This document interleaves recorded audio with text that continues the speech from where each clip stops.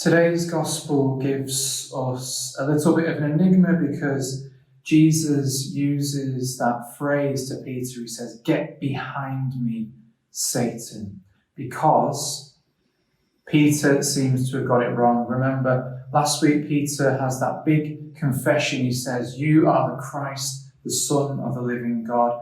And Jesus gives him his big commission, calls him Peter, the rock on which he will build his church. A few verses later, we've got Peter getting it wrong. He says, "You can't do this. You can't suffer, die, and rise again for us. That's not what we're expecting from the Messiah."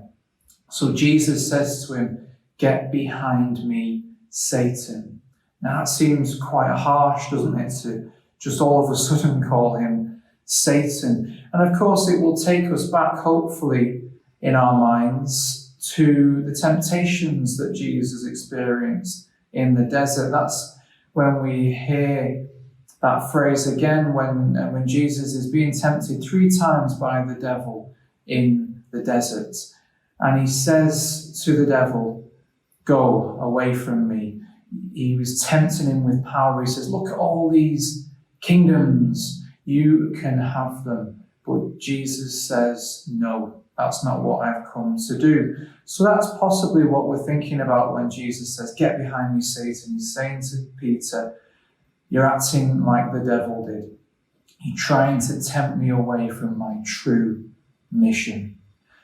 But another way of thinking about it, and it means one way that we get from looking at the Greek version of the Bible that we have, what's written down in Greek, is that phrase, "Get behind me."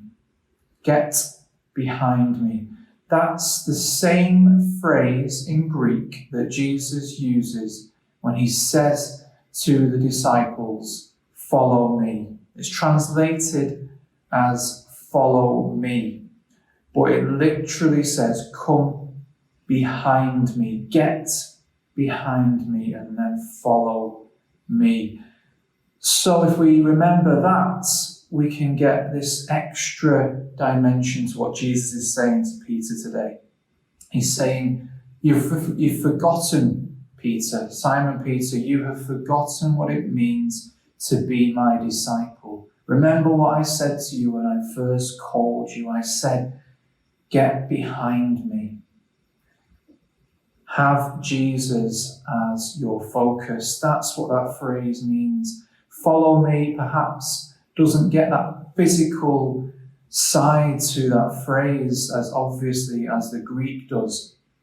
Get behind me. That's what Jesus is asking us to do today. He's saying, put me in front of you. Put me as your focus. Have me as the center of your life. Never lose sight of Jesus in your life.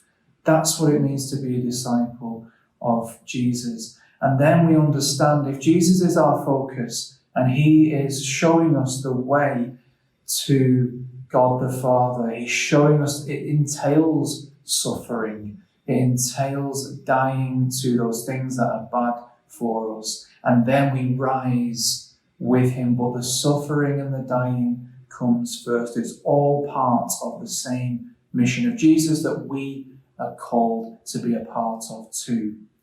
Jesus is reminding us, get behind me. Don't get ahead of yourself. Don't think that you know it all. Don't think that you are bigger than you actually are.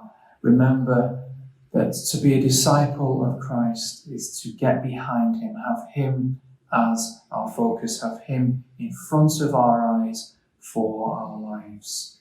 That's the reminder today. So, whenever you end up singing that hymn at Mass, "Follow me," whenever you go, follow me, remember today's gospel as well. Get behind me. Now, we're not obviously Satan, but Jesus is saying to us, get behind me, follow me.